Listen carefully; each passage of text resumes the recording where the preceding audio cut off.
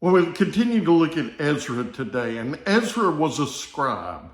And a scribe is one who copied and preserved God's law. Scribes also interpreted the law.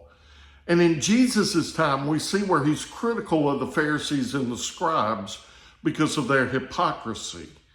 But God's word shows us that Ezra was faithful. And I want to read one verse to you today. It's Ezra chapter 7 and verse 10. Ezra 7 verse 10 says, "Now Ezra had determined in his heart to study the law of the Lord, obey it, and teach its statutes and ordinances in Israel." And so this one verse shows the fact that Ezra was a committed disciple. And I believe it challenges us on how to be a committed disciple as well. We see here that Ezra determined.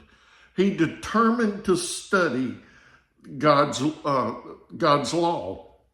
He wanted to study and know the word of the Lord. He determined not only to know it and study it, but he determined to obey it, to put it into action, to follow God's word. He determined as well to teach its statutes and ordinances to the Israelites. He determined to teach it to others, to help share that law. And so in this way, it was spreading the word of the Lord. So he determined to teach it to others.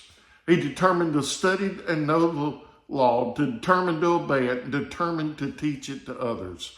And what a challenge this is for us as Christians today, to know God, to know his word, to be determined to obey it, and to share that with others.